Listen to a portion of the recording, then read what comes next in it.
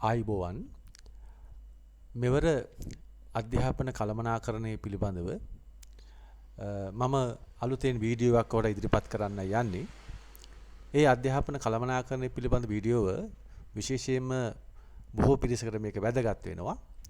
ඔබ මෙවර අධ්‍යාපන පරිපාලන විභාගය සඳහා ඉදිරිපත් වෙනවා නම් ඒ අධ්‍යාපන පරිපාලන විභාගය සඳහා ඉදිරිපත් වෙන විදුහල්පතිවරුන්ට ගුරුවරුන්ට ඒ සඳහා අධ්‍යාපන කළමනාකරණයේ විමධ්‍යගතකරණය පිළිබඳව එහි ප්‍රශ්න ඇතුළත් කිරීම ඒ විෂය නිර්දේශය ඇතුළත් කර තිබෙනවා. මම හිතනවා මෙවර මේ අධ්‍යාපන පරිපාලන විභාගයට ඉදිරිපත් වෙන ඒ ගරු විදුහල්පතිතුමන්ලාට ඒ ගුරු මහත්මීන්ට මෙම වීඩියෝ වැදගත් වේවි කියලා. ඒ විතරක් නෙමෙයි ගුරු විභාග සඳහා ඉදිරිපත් වෙන ගුරු මහත්මීන්ට සහ ඒ අපේක්ෂකයන්ටත් විශේෂයෙන්ම අධ්‍යාපන කළමනාකරණ විමධ්‍යගතකරණය වැදගත් වෙනවා. ඊට අමතරව තවත් ඔබ දන්නවා විවෘත විශ්වවිද්‍යාලය හෝ නැත්නම් වෙනත් විශ්වවිද්‍යාල හරහා පශ්චාත්ෝපාධි අධ්‍යාපන ඩිප්ලෝමා සඳහා ඉගෙන ගන්න ඒ ගුරු මහත්මීන්ටත් මෙම අධ්‍යාපන කළමනාකරණ විමධ්‍යගතකරණය ඒ පාඩමක් විදිහට ඇතුළත් කර තියෙනවා. මේ ඔක්කොම අරමුණු කරගෙනත් ඒ වගේම ශ්‍රී ලංකාවේ අධ්‍යාපන කළමනාකරණය කොහොමද විමධ්‍යගතකරණය වෙලා තියෙන්නේ කියන එක හදාහරන තවත් පිරිස් සම්බන්ධ වෙනවා නම් ඒ අයටත් මෙන්න මේ මම අද ඉදිරිපත් කරන අධ්‍යාපන කළමනාකරණ විමධ්‍යගතකරණය කියන මේ වීඩියෝ වැදගත් වේවි. ඒ අනුව මේක ඉදිරියේදී දිගටම ඔබ මේක බලන්න. ඒ වගේම තමයි මේ ඔබට ඉදිරියේදී මේක සබ්ස්ක්‍රයිබ් කරලා ඒ සඳහා ඔබේ අදහස් දක්වන්න. ඒ වගේම පහතින් අපි දක්වලා තිනවා ඉන්බොක්ස් වල ඔබගේ ඒ සඳහා අවශ්‍ය වෙන ගැටලු තිබෙනවා නම් ඒ ගැටලු සඳහා පිළිතුරු ලබා දීමටත් ඔබට තව තොරතුරු ලබා දීමටත් මම මේ අධ්‍යාපන කළමනාකරණ විමධ්‍යගතකරණ කියන මේ වීඩියෝ හරහා මම සූදානම් වෙනවා. ඉතින් එහෙනම් අපි දැන් ආරම්භ කරමු මොකද්ද මේ අධ්‍යාපන කළමනාකරණ විමධ්‍යගතකරණය කියන්නේ කියලා.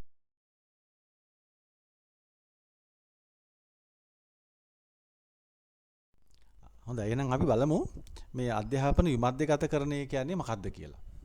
අධ්‍යාපන විමධ්‍යගතකරණය කියලා කියන්නේ රජය සතුව මෙතෙක් පැවති අධ්‍යාපන කළමනාකරණ ක්‍රමය මේ අධ්‍යාපන කළමනාකරණ ක්‍රමය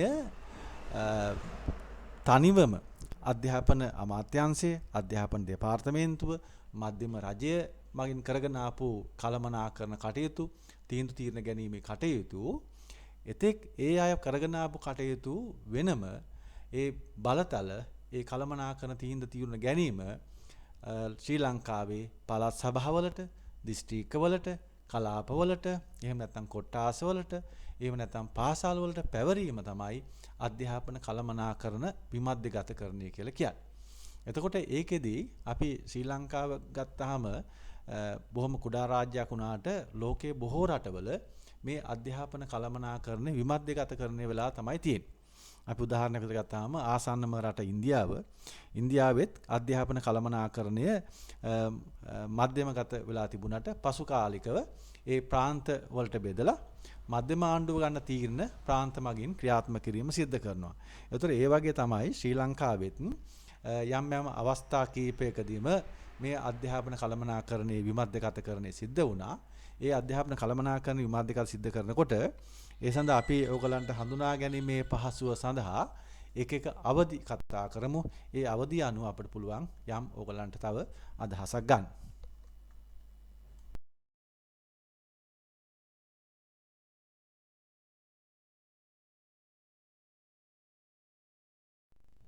අධ්‍යාපනයේ කළමනාකරණ විමධ්‍යගත කිරීම එක් අවුරුදු වල විවිධ ආකාරවලට මේ ක්‍රියාත්මක වුණා. බොහෝ වෙලාවට අපි සලකන්නේ 1943 දී තමයි බොහෝ වෙලාවට මේ අධ්‍යාපන කළමනාකරණය කියන එක ආරම්භ වුණේ සහ යම් මට්ටමකට විමධ්‍යගත කිරීම ආරම්භ වුණේ. ඒක අපි කතා කරන්නට ඕන විශේෂ මාතෘකාවක් විදිහට ඒක බොහෝ අපි සලකන්නේ අධ්‍යාපන සංස්කරණ පටන් ගන්න 1961 පස්සේ කියලා.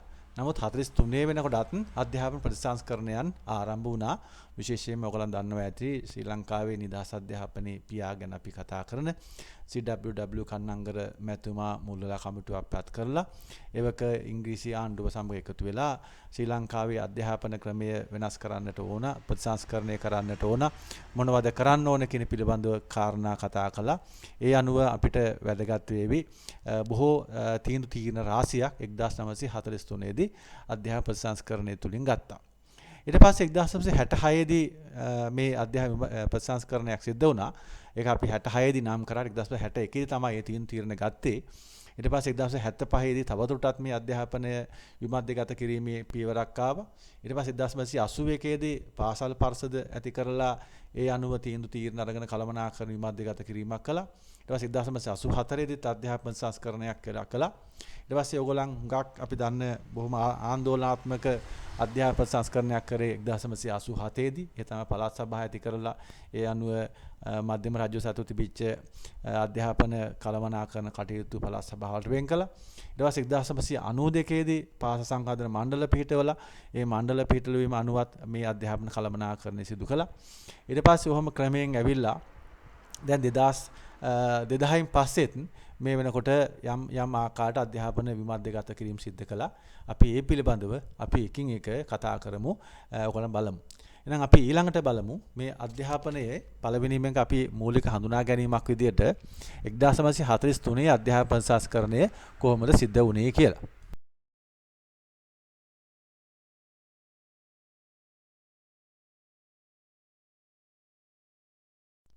එතකොට ඔබට මතක ඇති මම ඉස්සෙල්ලා අධ්‍යාපන විමධ්‍යගත කිරීමේ අවධි ගැන කතා කරනකොට මුලින්ම මතක් කළා 1943 අධ්‍යාපන ප්‍රතිසංස්කරණය පිළිබඳ. මේ 1943 අධ්‍යාපන ප්‍රතිසංස්කරණය ඇති වෙන්න ප්‍රධානම හේතුව වෙන්නේ 1939 ඇතිවෙච්ච අධ්‍යාපන ආඥා පනත තමයි මේකට ප්‍රධානම හේතුව වෙන්නේ. ඒ අධ්‍යාපන ආඥා පනත ඇති වෙනකොට ඒකේ අධ්‍යාපන ඇමතිවරයා, ඒව විධායක කමිටුව, ආණ්ඩුකාරවරයා මේ අය අතර පිළිබඳ ඇතිවෙච්ච යම් ගැටුම්, ඒ ගැටලුකාර තත්වයන් යම් ආකාර සමනය කිරීමක් විදිහට පසු කාලික මේ අධ්‍යාපන සංස්කරණය ඇති වෙන හේතුවක් වුණා. ඒ විතරක් නෙමෙයි මේ 1943ට ඉස්සෙල්ලම් අපේ අධ්‍යාපන ප්‍රතිසංස්කරණය ඇති වෙන තවත් විශේෂ හේතු කීපයක්ම තිබුණා. අපි ඒ වෙනකොට ශ්‍රී ලංකාවේ ඉංග්‍රීසි හා ස්වභාෂා කියන භාෂා වලින් දෙකෙන්ම අධ්‍යාපන ක්‍රමය ඇති කරලා තිබුණා. ඉතින් ඒක ස්වභාෂා අධ්‍යාපන ක්‍රමය ඉගෙන ගන්න ඒ කණ්ඩායම විශේෂයෙන්ම සමාජයෙන් කොන් කරන්න හේතුවක් වෙලා තිබුණා. ඒක තව හේතුවක්. ඒ වගේම තමයි සම අධ්‍යාපන අවස්ථා තිබුණේ නැහැ. හැමෝටම එක සමානව අධ්‍යාපන ඉගෙන ගන්න පුළුවන් කමක් තිබුණේ නැහැ. මුදල් සඳහා වියදම් කරන්න පුළුවන් නම් ඒ සුළු කොටසක් විතරක් විශේෂයෙන්ම අධ්‍යාපනය ලබලා ඉහළට ගියා. මුදල් නොමැති අය බහුතරයකට අවාසිදායක තත්ත්වයක්පත් වුණා. ඉතින් ඒකත් මේ අධ්‍යාපන සංස්කරණයේදී අවධානයට යොමු වෙච්ච කාරණාවක් වෙනවා.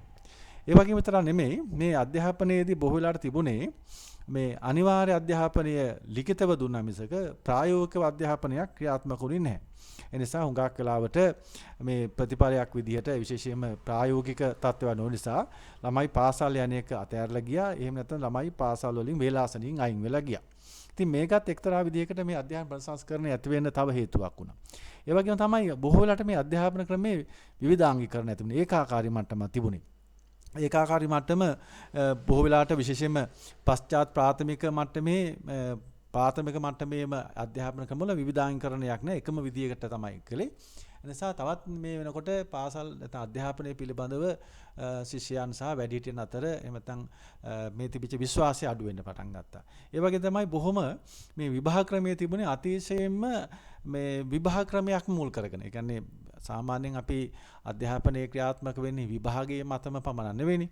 එතන විභාගයේ මතම මුල් කරගෙන තමයි මේ අධ්‍යාපන ක්‍රමය ඇති කරේ. ඉතින් මෙන්න මේ වගේ කාරණා ගොඩාක් ආපු නිසා 1943 දී මේ සම්බන්ධව හොයලා බලන්න කමිටුවක් පත් කළා. ඒ කමිටුව පත් කළාම ඒ කමිටුවේ ප්‍රධානියා විදිහට කටයුතු කළේ ඒ කාලේ හිටපු අධ්‍යාපන ඇමතිවරයා තමයි මම අර මුලින් මතක් කළේ CWW කන්නංගර මැතිතුමා තමයි මේ කමිටුවට බාර කළේ.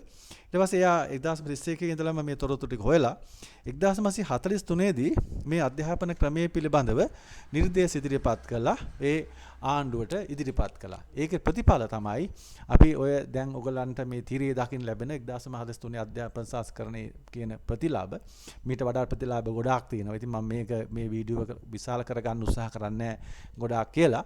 ඉතින් මේක ඔයගලන්ට දැනගන්න විශේෂයෙන්ම ඔයගලන් දන්නවා ඔයාලා අපි මේවට අධ්‍යාපනයෙන් ඉහළ තැනකට ආවනම් මොන හරි කළේ අපට නිදහස් අධ්‍යාපනය ලැබුණා. විශේෂයෙන්ම 43 තමයි ලදරු පාස ඉඳලම විශ්වවිද්‍යාල දක්වාම නිදහස් අධ්‍යාපනය ලබා ගන්න කටයුතු කළේ. ඒත් අපි ඒක අපි නිදහස් අධ්‍යාපනයේ පියා කියලා CWW කන්නංගර මෙතුමා හඳුන්වන්නත් තිබු. ඒ වගේ තමයි පාසල් වර්ග 3ක් ඇති කළා. විශේෂයෙන්ම පාසල් වර්ග 3ක් ඇති කරනකොට ඒ පාසල් වර්ග වෙන් කළා. ද්විතීක පාසල්, ජ්‍යෙෂ්ඨ පාසල්, ප්‍රායෝගික පාසල් කියලා වෙන් කරන්න ඕන කියලා එහෙම යෝජනා කළා. එතකොට මූලික අධ්‍යාපනය ඉගෙන ගන්න අයට යම් අවස්ථාවකදී මැදි වයසේදී ඒ තමන්ට අවශ්‍ය ඉගෙන ගන්න පුළුවන් ශේෂ්ත්‍ර වලට වෙන් වෙන්න අවස්ථාවල් ප්‍රායෝගික පාසල් හරහා ඇති කළා.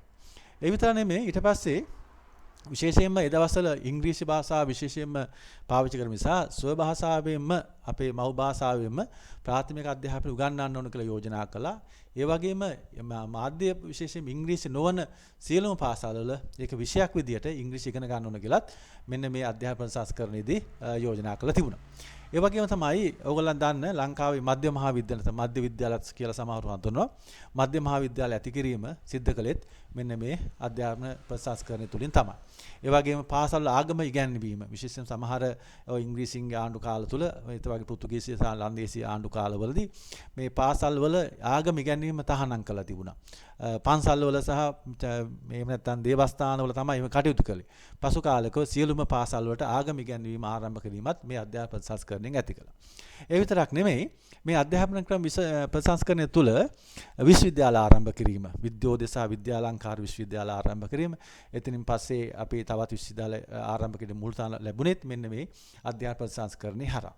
ඒ විතර නෙමෙයි දැන් ඔය ගුරුවරුන්ට විශේෂයෙන්ම මාසික වැටුපක් ගෙවන්න ඕන කියලා තීරණය කළෙත් මෙන්න මේ අධ්‍යාපන සංස්කරණේ හරහා. ඉස්සර පන්සල් වල එහෙම නැත්නම් අපේ හාමුදුරුවෝ එහෙම නැත්නම් ස්වේච්ඡාව ඉගැන්වීම කටයුතු කරපේ වැටුපක් ගෙවලා වැටුප් ගෙවීමේ ක්‍රමයක් විදිහට යෝජනා කළෙත් මේ අධ්‍යාපන සංස්කරණය තුළ තමයි. ඒ වගේම තමයි වැඩිහිටියන්ට අධ්‍යාපන ක්‍රමයක් ඇති කරන්න. මොකද වැඩිහිටියෝ ඒ කාලිනකොට බොහෝලට අධ්‍යාපන නුගත්කම් නිසා දරුවන් අධ්‍යාපනයට යොමු කරන්නේ නැහැ. නැත්නම් අධ්‍යාපන දැනුමක් නැහැ, අසංකරණ ක්‍රමයක් දන්නේ නැහැ. ඔය කාරණා ගොඩාක් නිසා වැඩිහිටි අධ්‍යාපන ක්‍රමයක් ඇති කිරීමත් කළා. ඒ වගේම ශිෂ්‍යත්ව ක්‍රම ඇති ඉගෙන ගන්න ආසායට එහෙම දුප්පත් ළමයිට ශිෂ්‍යත්ව ක්‍රම ඇති කිරීමත් මේ 1943 අධ්‍යාපන සංස්කරණය තුල තමයි සිද්ධ වුනේ. ඉතින් මම මේක කෙටියෙන් කතා කළේ ලොකු අපිට විශාල මේක මේ සඳහා විශේෂයෙන්ම වීඩියෝවක් කරන වැඩසටහන තමයි මේ අධ්‍යාපන සංස්කරණය 43 දී. නමුත් අපිට මේක වැඩි කාලයක් ගන්න බැරි නිසා මම ඔය කෙටින් ඔයගලන්ට පැහැදිලි කරලා දුන්නේ මේ අධ්‍යාපන විමධ්‍යගතකරණය ආරම්භ වෙනකොට ඔය ආකාර තමයි 1943 දී සිද්ධ වුණේ කියලා.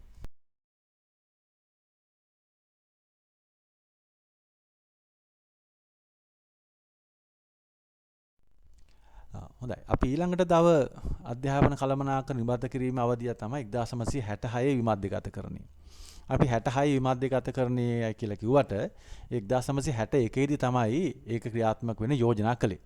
විශේෂ 1960 දක්වාම අපේ අර මම මුලින් 1943 අධ්‍යාපන ප්‍රසංස්කරණය ගැන කිව්වට ඒක විශාල විෂයට කළමනාකරණය අපි කියන්නේ විශේෂම කළමනාකරණ කටයුතු විමධ්‍යගත කිරීමක් සිදු වුණේ නැහැ. නමුත් යම් යම් කටයුතු ඒකට බලපෑමක් කළා. නමුත් 1960 වෙනකම්ම ඒ පිළිබඳ විශේෂයෙන්ම මධ්‍යම රාජ්‍ය සතුව තමයි සියලුම අධ්‍යාපන කළමනාකරණ තීරණ ගත්තේ. ඊට පස්සේ 1961 දී බණ්ඩාරවැල ප්‍රදේශයේදී සම්මන්ත්‍රණයක් තිබුණ අධ්‍යාපන වේදීන් අමාත්‍යතුමන්ලා ඒ සියලුම දෙනා එකතු වෙලා ඒක තීරණය කළා මෙතෙක් කාලයක් අධ්‍යාපන කටයුතු මධ්‍යම රාජ්‍ය සතුව පවත්වාගෙන යනකොට ඒක අධික වියදමක් දරන්න සිද්ධ වෙනවා. ඒ වගේම යාවත් කාලන වෙන්නේ නැහැ. එහෙම නැත්නම් තොරතුරු ටික හරියට ඉහළින් ඉඳලා පහළට පහින්දලා ගලාගෙන යන්නේ නැහැ. ඒ නිසා අධ්‍යාපනයේ පිළිබඳව තියෙන ගැටලු රාශියක් පැවතිනවා. ඒක ගැන කල්පනා කරලා 1961 දී මෙන්න මේ අධ්‍යාපන විමධ්‍යගත කරන්න ඕනේ කියන එක මූලිකවම සාකච්ඡා කළේ එතනදී. ඒ 61 දී සාකච්ඡා කළාට නමුත් අපේ මේක විමධ්‍යගතකරණයේ ක්‍රියාත්මක වුණේ නම් 1966 දී. ඒ නිසා අපි මේක 1966 දී විමධ්‍යගතකරණය කියලා කියනවා. ඒක තමහරු 1961 දීත් ඇහුවොත් ওই දෙකම එකම කාරණාව තමයි ක්‍රියාත්මක වෙන්නේ. ඉතින් මේකදී කොහොමද විමධ්‍යගත කරන්න ඕන කියන කාරණාව හිදී සාකච්ඡා කළාම විශේෂයෙන්ම මෙතෙක් පැවති අධ්‍යාපන කළමනාකරණයේ මුළු අපි අධ්‍යාපන අමාත්‍යාංශය වෙනුවෙන් කරපු කාරණාවල් ලංකාවේ අධ්‍යාපන කාර්යාල 23ක් දිස්ත්‍රික්ක අනුව 23කට බෙදලා වෙන් කරලා අධ්‍යාපන කාර්යාල 23ක් ආරම්භ කළා. ඔන්න පළමුවෙන්ම ඒ මධ්‍යගතව තිබිච්ච අධ්‍යාපන කළමනාකරණය බෙදලා දෙන්න පටන් ගත්තා.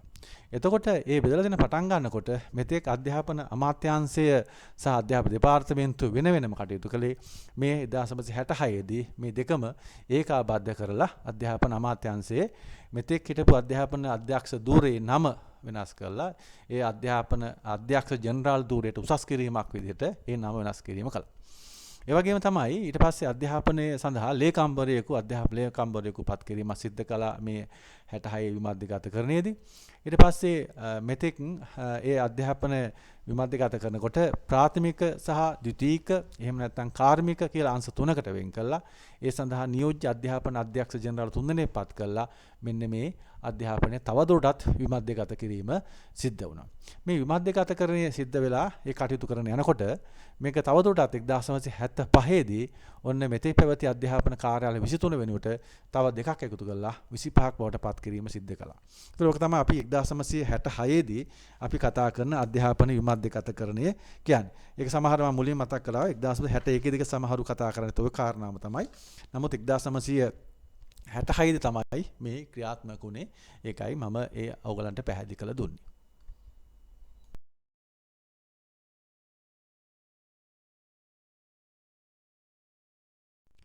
අපි අධ්‍යාපන විමධ්‍යගත කිරීමේ අවධි දැන් කීපයක් කතා කළා.